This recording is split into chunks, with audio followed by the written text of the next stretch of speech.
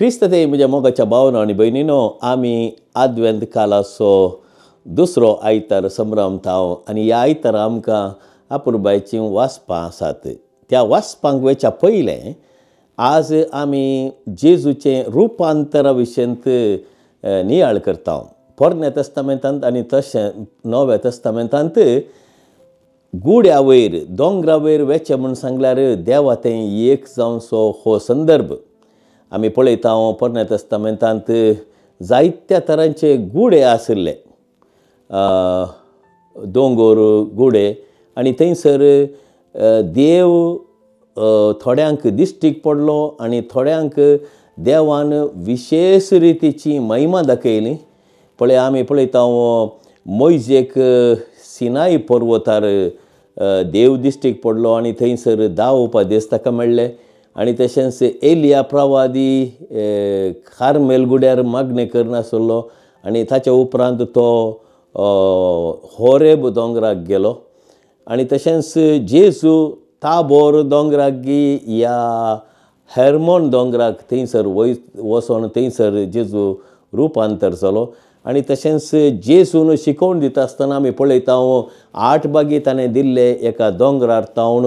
आनी तशें जेजू मरण पावलो खालवार दोंगराचेर आनी जेजू जिवंत जावन सर्गार सोडून वेच्या आदीं थंयसर आपल्या आपोस्तलांक मेळटा आसतना तो एका दोंगरार सोडिल्लो. अशें म्हणटा आसतना जेजू आपल्या वैयक्तीक जिवितांत जायते फावटी दोंगरार गेल्ले दृश्टांत आमकां मेळटात. ऑलिव दोंगर आनी तशेंच पोरण्या तस्तामेंतांत आमकां आयकोंक मेळटा दोंगर आरारात, दोंगर नेबो आनी तशेंच दोंगर जायन थंयसर जेरुसलेमाची ते जेरुसलेम शहर बांदिल्लें आसा.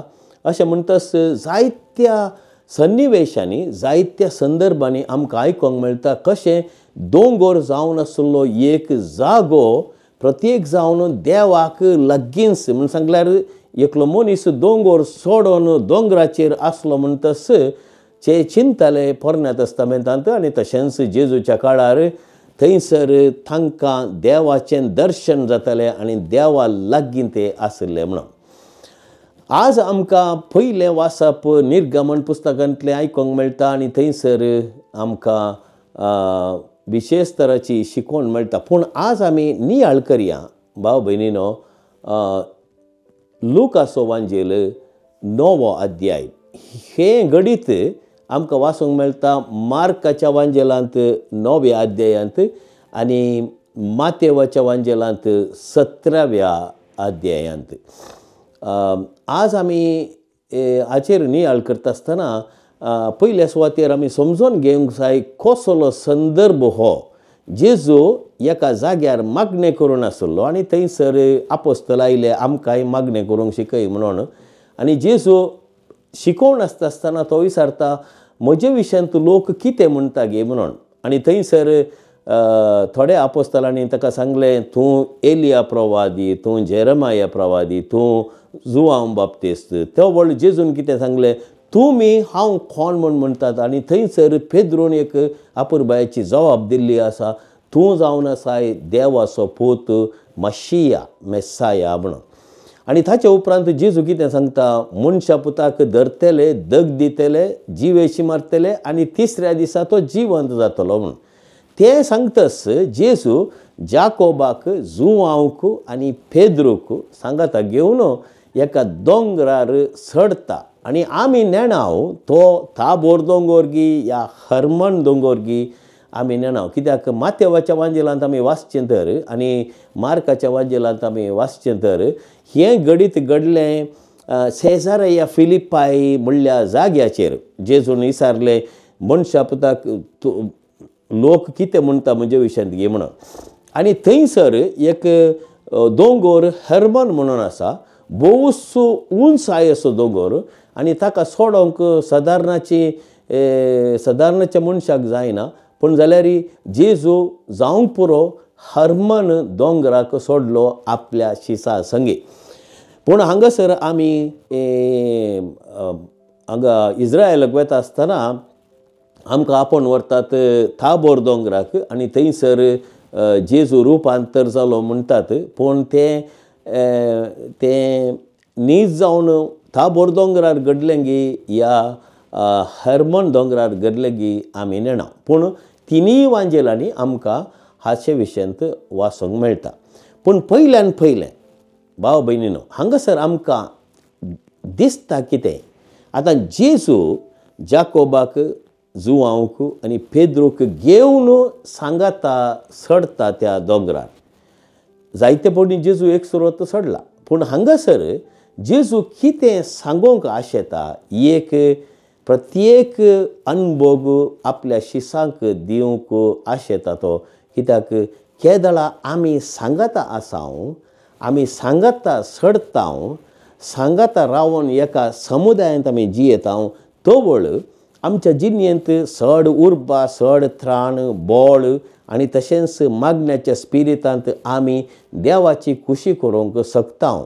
आनी तेंच लिसांव जेजू आपल्या तेगा शिसांक दिवंक चिंता. कित्याक हे तेग शीस जायत्या घडितांनी सांगता आसले.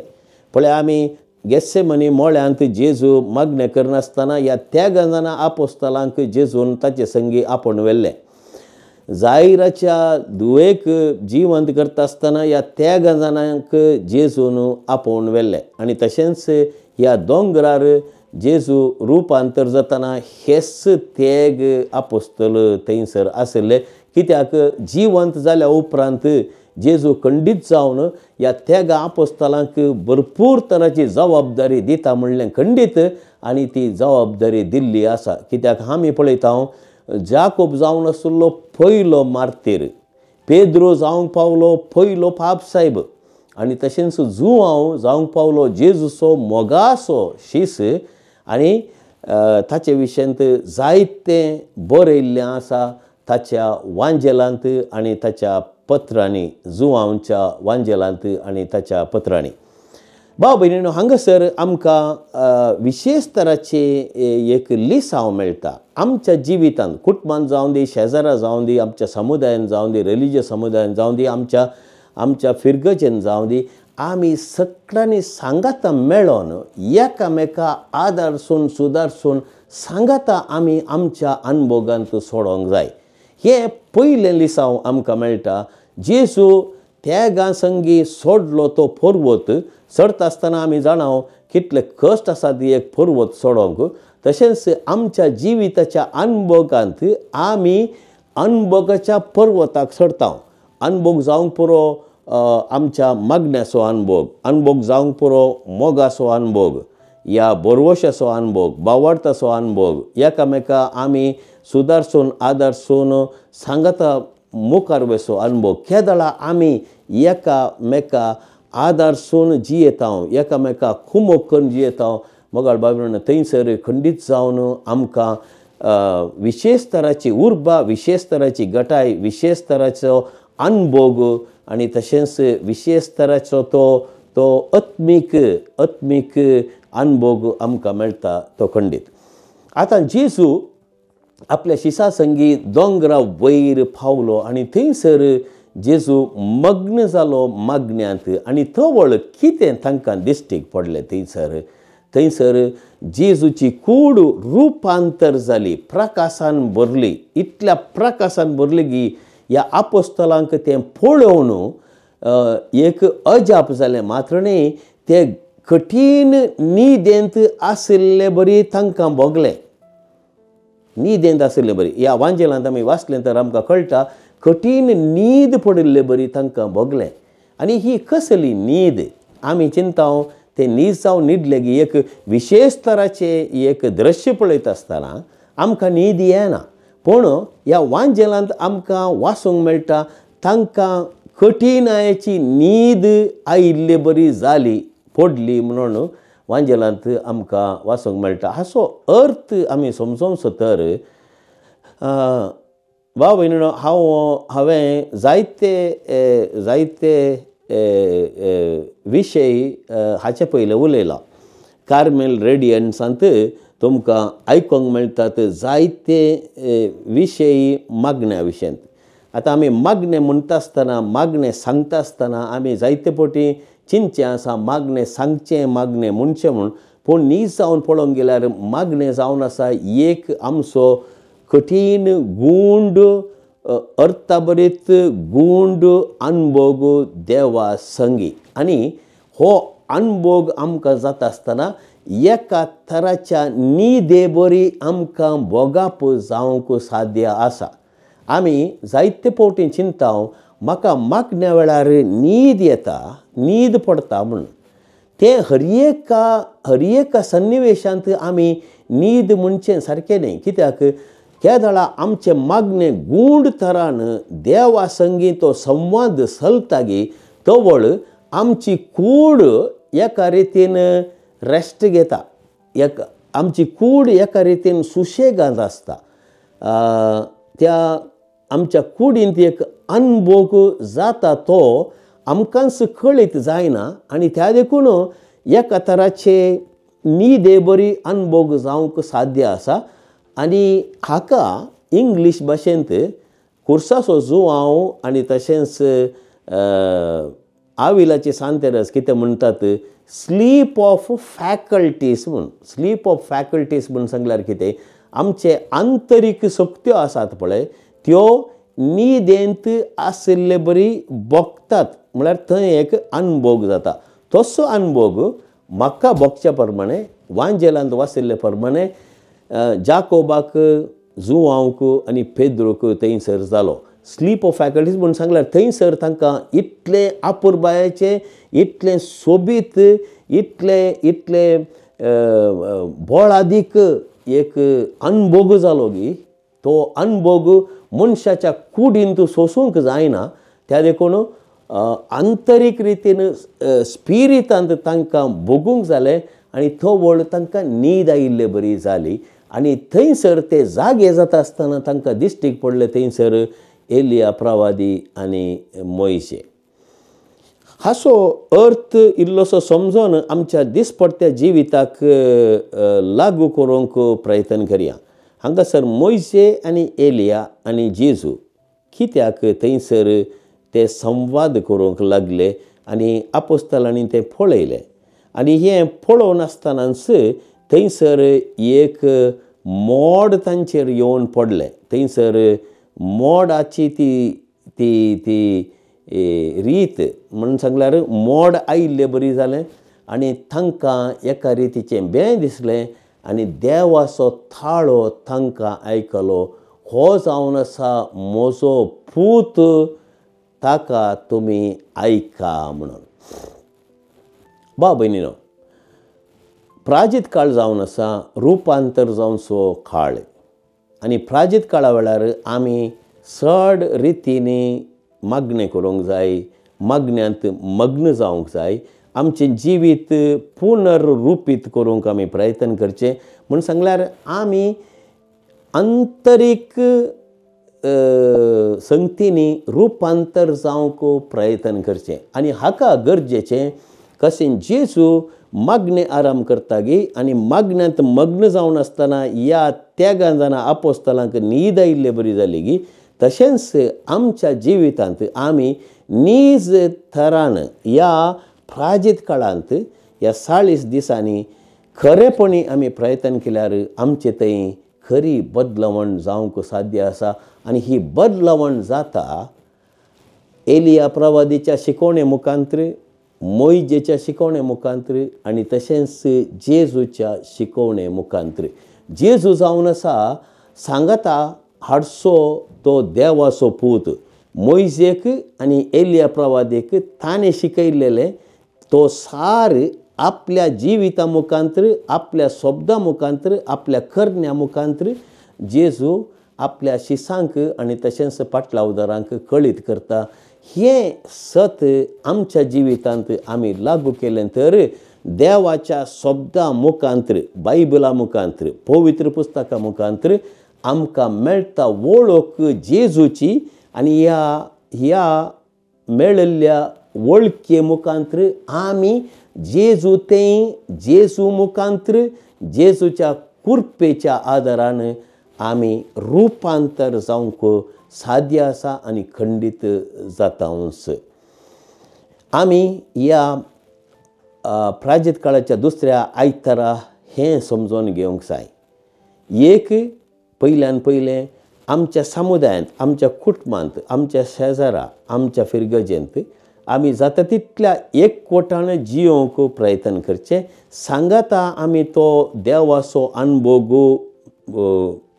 अनुभव करूंक प्रयत्न करचें. दुसरें, आमच्या जिवितांत मागणें सांडचें न्ही. आमच्या जिवितांत आमी सदांय मागण्याक प्रामुख्यता दिवंक जाय. कित्याक आमचें काम, आमचो वावर, आमचो दुडू, आमची ग्रेस्तकाय, आमचें त्राण, आमचें बोळ, आमचें दिसपडटें जिवीत, आमचें खाण, जेवण, मनोरंजन हें सगळें आमकां गरजेचें. पूण हाच्या की भोवूच वर्तें जावन आसा मागण्या जिवीत. मागण्या जिवीत भाव भयणीनो आमकां हर एका आमच्या जिविताच्या शिरांनी बोळ भलायकी दिता तें खंडीत. त्या देखून आमी चिंतूंक जाय, प्राजीत काळ बेजारायचो काळ न्ही.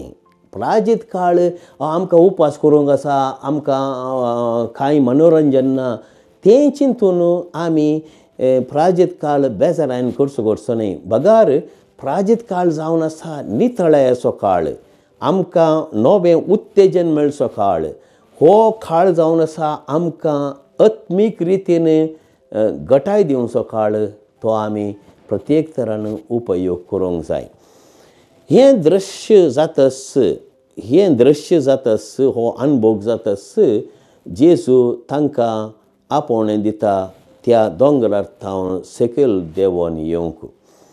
आमी समजून घेवंक जाय भाव भयणीनो, आमच्या जिवितांत असलीं गणितां जायतीं घडटात. पळया, जेजू रुपांतर जाल्लें गणीत ह्या त्यागदाना आपोस्तलांक भोवूच सोबायेचें जालें. एक भोवूच आंतरीक रितीन ग्रेस्त अनुभवाचें जालें. आनी हें जातच ते देंवोन येतात त्या दोंगरार थावन आनी थोवळ जेजू तांकां ताकीद दिता, हें कोणाकच तुमी सांगूंक नजो, कित्याक मनशापोत जिवंत जाता म्हणसर हो गूट तुमी सांबाळूंक जाय. जेजू ह्या दोंगरार थावन आनी एका दोंगराक वता आनी तो दोंगर जावन आसा काल्वार पर्वत. आमच्या जिवितांत सोबीत सुंदर संतोशाचे दोंगर जायते आसात.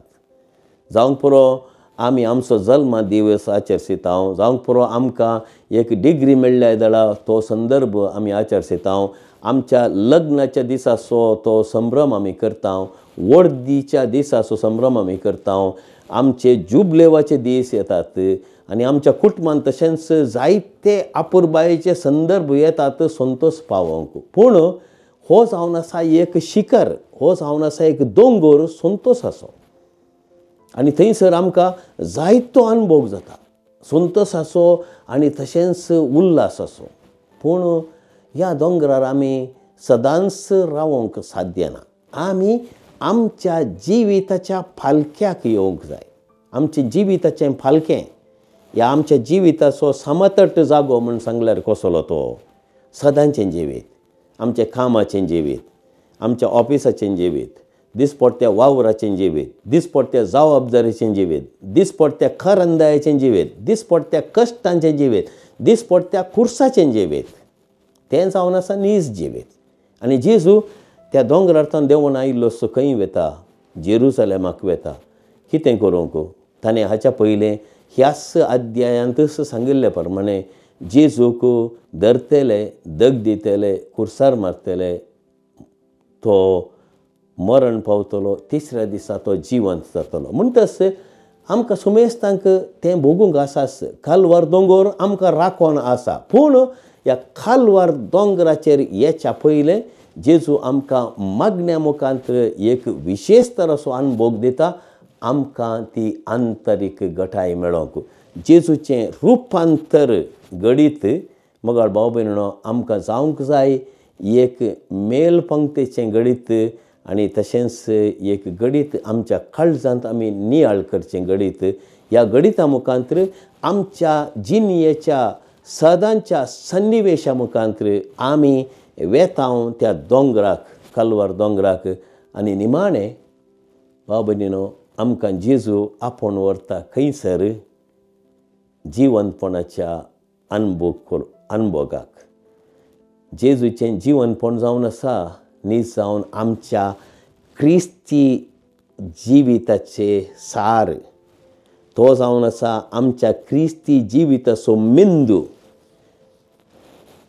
जिवंतपण जावन आसा आमच्या क्रिस्ती जिविताचें काळीज. हें आमी अनुभव करूंक जाय हर एका दिसा.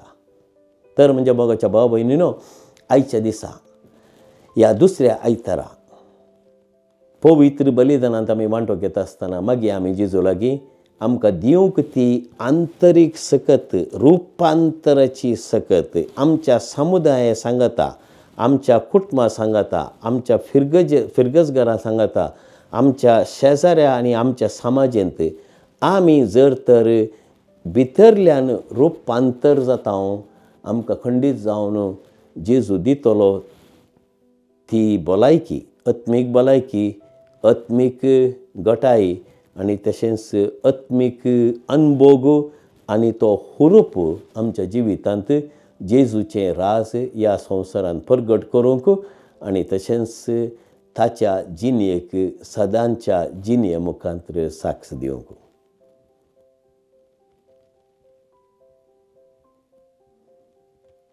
आमेन.